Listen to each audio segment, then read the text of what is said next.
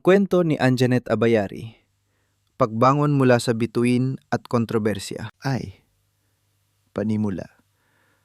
Ang pag-usbong ng isang bombshell with brains. Sa makulay na kasaysayan ng industriya ng pelikulang Pilipino noong dekada 90, may mga pangalang sumikat hindi lamang dahil sa kanilang angking kagandahan, kundi maging sa kwentong kanilang binuo sa loob at labas ng kamera. Isa sa mga pinakatumatak na bituin sa panahong yon ay si Anjanet A.J. Abayari. Siya ay isang figura na nagkatawang tao sa isang pambihirang kombinasyon. Isang beauty queen na may talinong pang-akademiko, isang leading lady sa mga pelikulang aksyon na may alindog na nakabibighani, at isang personalidad na dumaan sa matitinding pagsubok na sumukat sa kanyang katatagan. Ang kanyang paglalakbay ay isang salaysay ng mabilis na pagsikat, isang biglaang pagbagsak na yumanig sa publiko, at isang tahimik ngunit determinadong pagbangon. Higit pa sa pagiging isang artista, ang kwento ni Anjanet Abayari ay isang malalim na pagsusuri sa kalikasan ng kasikatan, ang bigat ng mga maling pasya, at ang di matatawaran kakayahan ng isang tao na muling buuin ang kanyang sarili. Ikalawa, mga unang taon, pangarap sa gitna ng disiplina. Isinilang si Anjanet Palencia Abayari noong ika-20 ng Hulyo, 1970 sa lalawigan ng Iloilo. Ang kanyang mga ugat ay nagmula sa magkaibang bahagi ng bansa. Tubong Davao ang kanyang ama, habang sa Iloilo naman lumaki ang kanyang ina. Sa panig ng kanyang ina, nabibilang si AJ sa isang respetadong angkan, ang mga Palencia ng Pasig City, Iloilo. Ang kanyang lolo ay si retired Brigadier General Alfonso P. Palencia, isang veterano ng ikalawang digmaang pandigdig na nagpapakita ng isang pamanang may kaakibat na disiplina at serbisyo. Sa edad na 8, dinala ng tadhana si Anjanet at ang kanyang pamilya sa Estados Unidos, kung saan siya nagkamalay at nahubog ang kanyang kamusmusan. Nag-aral siya sa isang Katolikong high school, kung saan ang kanyang paglaki ay ginabayan ng mahigpit na patakaran ng kanyang mga magulang. Isang halimbawa nito ay ang pagbabawal sa kanya na magkaroon ng kasintahan hanggang sa sumapit ang kanyang ika-18 kaarawan. Ang ganitong istriktong pagpapalaki, sa halip na maging hadlang, ay naging daan upang ituon niya ang kanyang buong atensyon sa pag-aaral. Bunga nito, siya ay naging isang straight A student, isang patunay ng kanyang dedikasyon at talino. Upang magkaroon ng lehitimong dahilan na makadalo sa mga kasiyahan at pagtitipon sa eskwelahan, nang hindi sinusuway ang kanyang ama, gumawa siya ng isang matalinong hakbang. Tumakbo siya at nanalo bilang presidente ng student body. Bilang leader ng mga mag-aaral, naging bahagi ng kanyang tungkulin ang pagdalo sa mga school event. Isang paraan upang maranasan ng buhay estudyante sa kabila ng mga limitasyon sa bahay. Pagdating sa kolehiyo, ang kanyang ambisyon ay hindi pangkaraniwan. Pangarap niyang maging kauna-unahang Filipina astronaut. Dahil dito, kumuha siya ng kursong Aerospace Engineering sa California State University.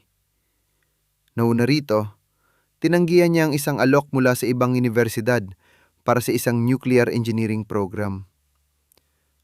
Ang pangarap na ito ay nagpapakita ng isang isipang analytical at ambisyosong hindi karaniwang nakikita sa landas na kanyang tatahakin sa hinaharap. Ikatlo, ang landas patungong entablado, mula akademya patungong pagandahan. Subalit, habang tinatahak niya ang daan patungo sa kalawakan, isang ibang mundo ang unti-unting humihila sa kanyang atensyon, ang mundo ng pagmomodelo at sining.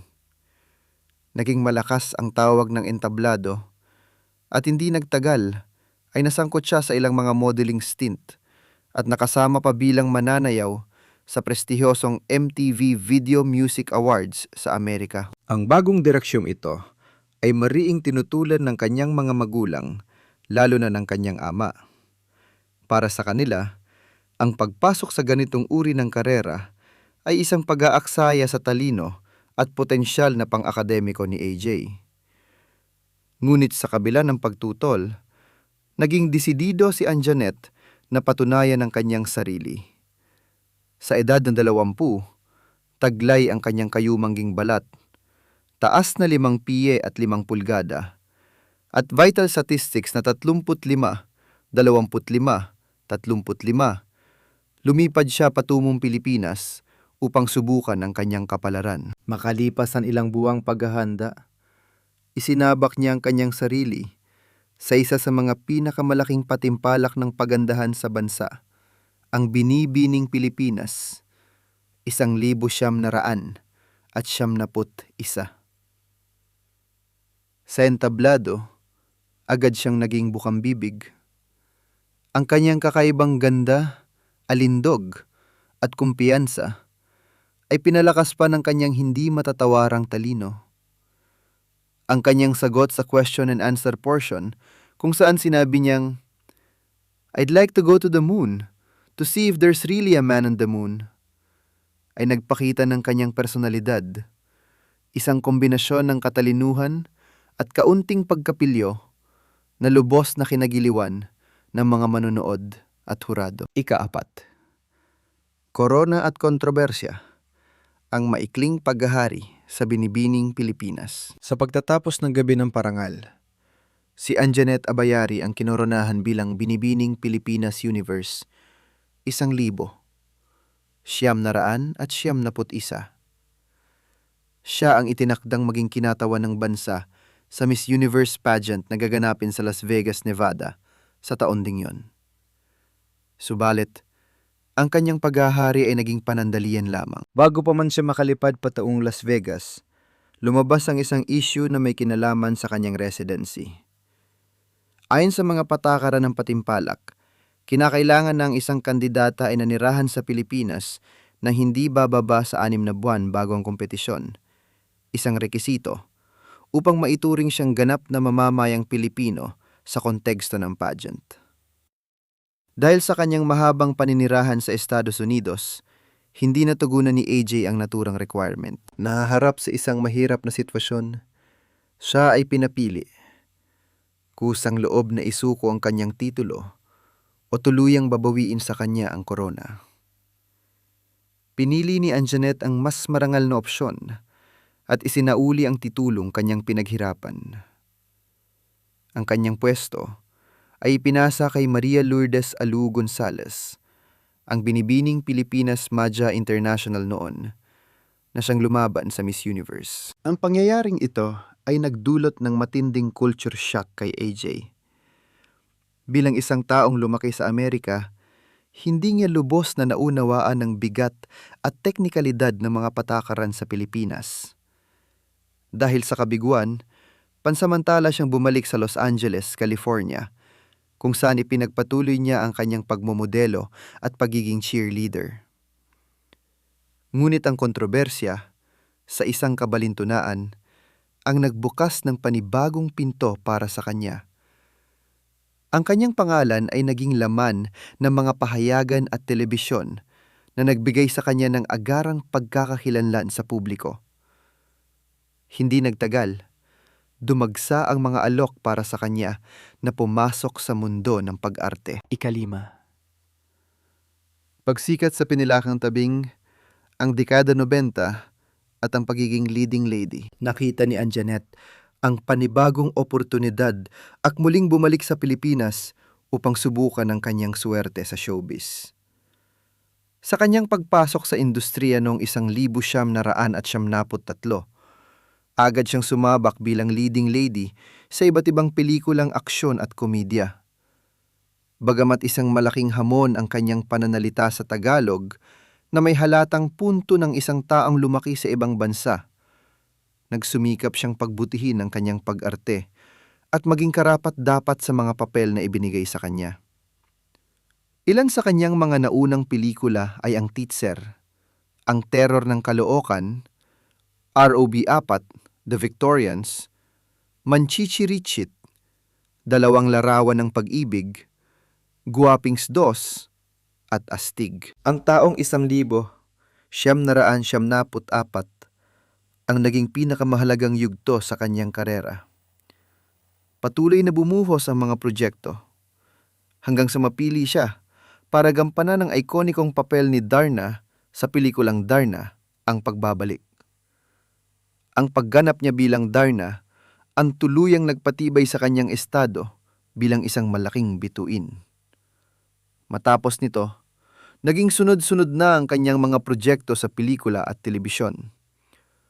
Kabilang sa kanyang malawak na filmography ang mga sumusunod: Brat Pack, Omar, The Great, Talahib at Rosas, at Ang Pagbabalik ni Pedro Penduko, 1974, Batanggueño, Caviteño, Silakbo, at ang pakikipagtambal niya sa hari ng pelikulang Pilipino na si Fernando Poe Jr. Sa Ang Syota Kong Balikbayan, hindi lahat ng ahas ay nasa gubat.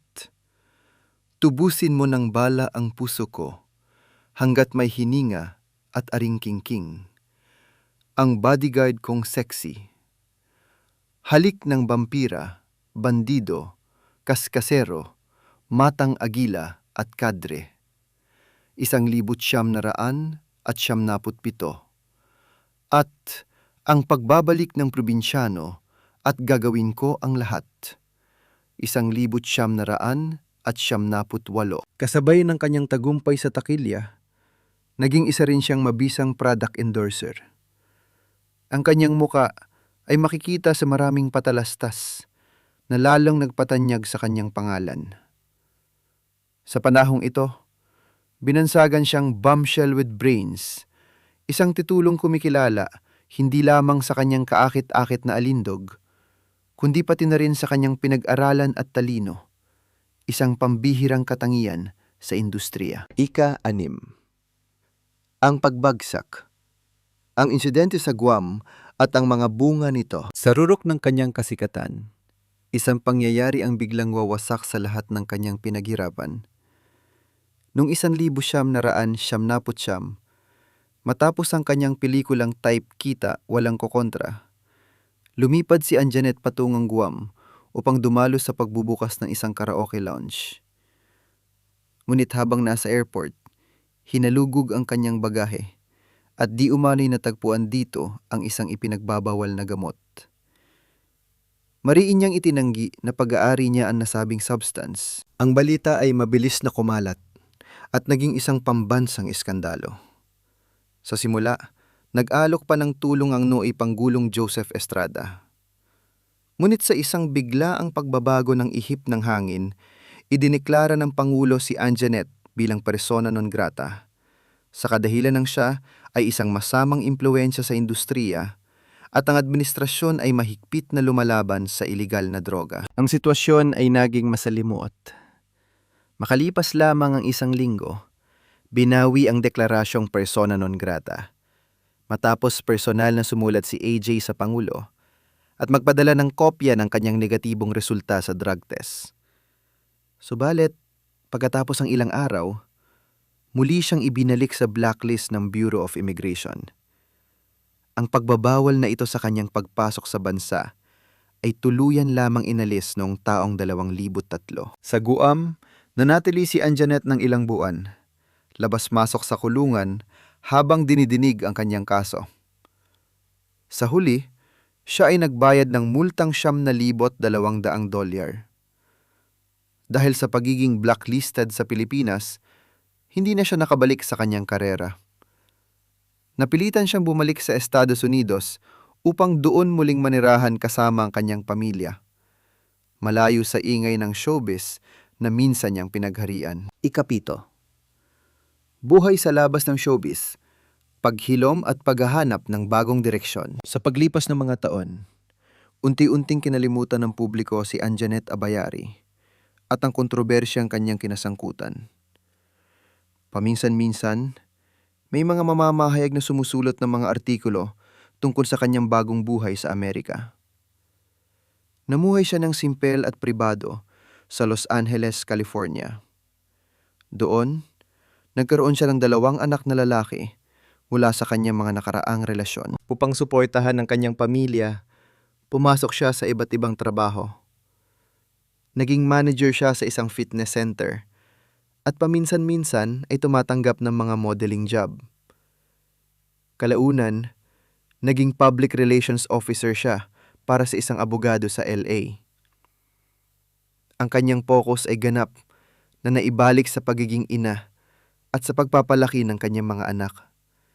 Isang buhay na malayong malayo sa kinang at gulo ng showbiz. Ika-8.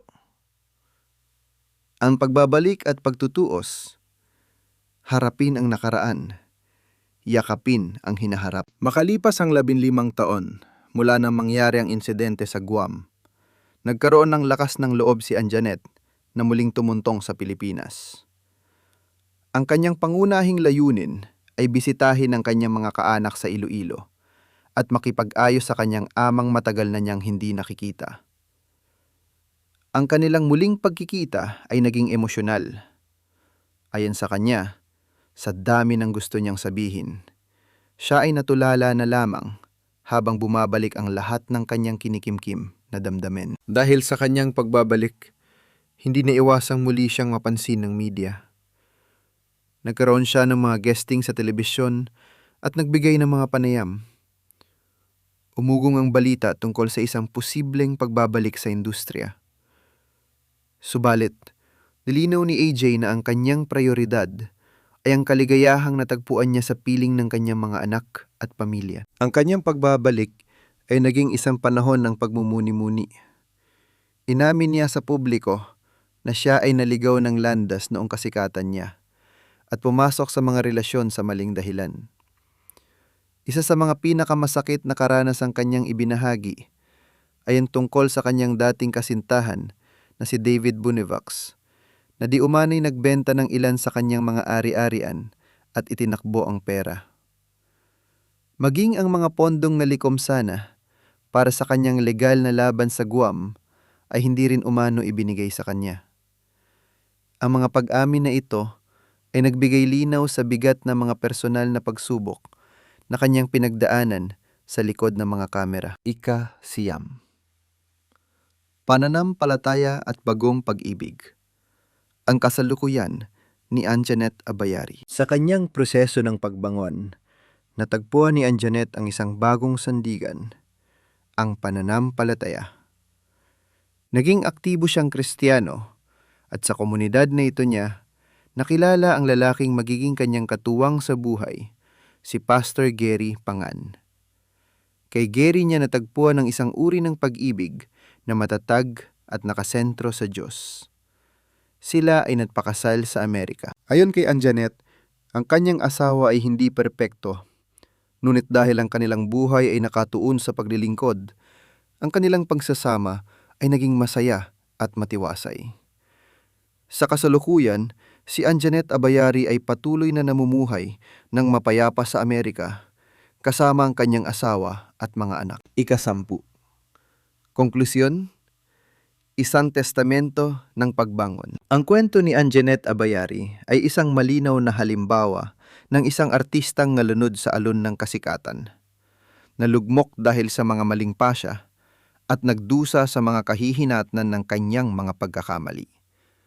Subalit, ang kanyang salaysay ay hindi nagtatapos sa pagbagsak.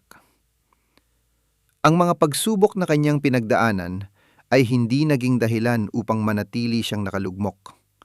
Sa halip, ginamit niya itong inspirasyon upang muling bumangon at hanapin ang isang mas makabuluhang buhay. Ang kanyang paglalakbay ay isang paalala na ang kasikatan at karangyaan ay pansamantala.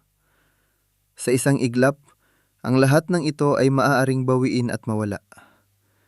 Ngunit ang tunay na sukat ng isang tao ay hindi nakikita sa taas ng kanyang paglipad, kundi sa kanyang kakayahang tumayo muli matapos ang isang matinding pagbagsak. Si Anjanette Abayari, ang dating bombshell with brains, ay nagpatunay na ang tunay na tagumpay ay matatagpuan hindi sa liwanag ng entablado, kundi sa kapayapaan ng isang buhay na muling binuo mula sa mga abo ng nakaraan.